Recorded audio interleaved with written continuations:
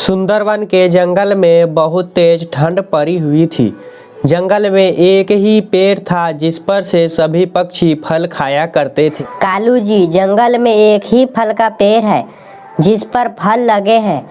आप कैसे भी करके पक्षियों को उस पेड़ से फल खाने से रोको।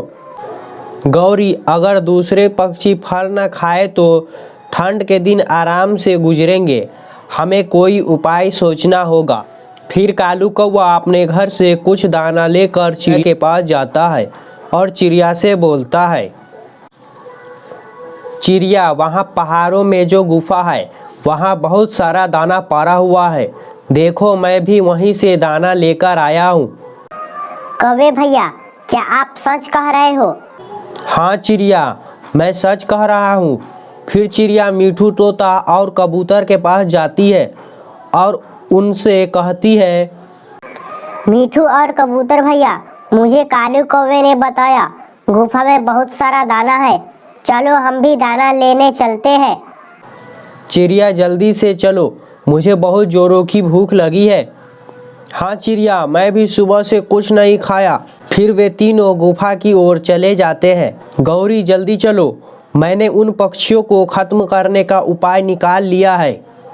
क्या उपाय बनाया है आपने? जरा मुझे भी तो बताओ। मैंने उन पक्षियों को दाने का लालच देकर उस गुफा में भेज दिया है। जब वे सभी गुफा के अंदर होंगे तो हम गुफा को बंद कर देंगे। अरे वाह कालू जी, आपने तो बहुत अच्छी योजना बनाई है। फिर वे गुफा की ओर भागते हुए जाते हैं।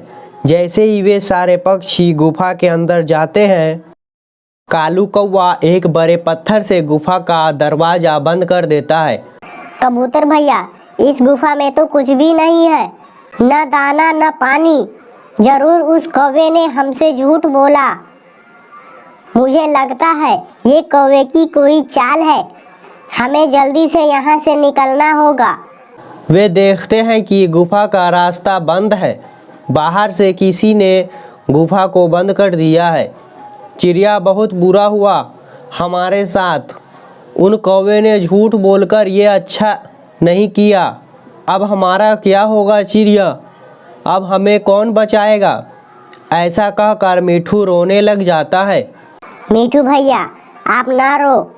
ऊपर वाला जरूर हमें कोई रास्ता दिखाएंगे। जो दूसरों के बारे में बुरा सोचते हैं उनके साथ भी बुरा ही होता है। खाओ खाओ गौरी, और खाओ। हम लोगों के अलावा और कोई नहीं है जो ये मीठे फल खाए। फिर कौवा और कौवी मज़े ले लेकर मीठे फल खाने लगते हैं। ऐसे ही 2 दिन बीत जाते हैं। मीठू भूख के मारे इधर उधर उड़ता है। ऐसे ही वो उड़ते उड़ते गुफा के दूसरी ओर चला जाता है। वो वहाँ देखता है कि वहाँ बहुत सारे अनाज और फल थे। ये देखकर मीठू बहुत खुश होता है। चिड़िया, जल्दी आओ मेरे पास। मीठू की बात सुनकर चिड़िया और कबूतर दोनों वहाँ आ जाते हैं। मीठू भैया, यहाँ तो बहुत सारा दाना है। चिड़िया, हम इस दाना को खाकर कुछ दिनों तक जीवित रह पाएंगे। फिर वे तीनों जी भर कर दाना खाते हैं। ऐसे ही दिन गुजरते गए और पेड़ से सारे फल खत्म हो जाते हैं। कालू जी, इस पेड़ से तो फल खत्म हो गए। अब हम क्या खाएंगे? गौरी, चलो हम कहीं और चलकर देखते हैं, कहीं कुछ खाने को मिल जाए। फिर वे खाने की तलाश में जंगल में इधर उधर घूमते हैं, पर उन्हें कहीं भी खाने को कुछ नहीं मिलता। कालू जी, हमने ये बहुत बुरा किया। हमें उन पक्षियों को गुफा में नहीं मारना चाहिए था।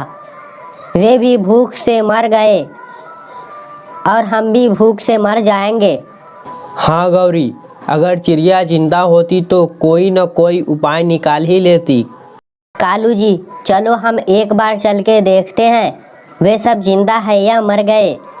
फिर कालू कौवा और गौरी कौवी गुफा के पास जाते हैं और दरवाजे पर रखे पत्थर को हटाते हैं। वे देखते हैं कि वे तीनों जिंदा हैं। उन्हें जिंदा देखकर कालू और गौरी को अपनी आंखों पर विश्वास नहीं होता। चिड़िया, आप सब जिंदा हो?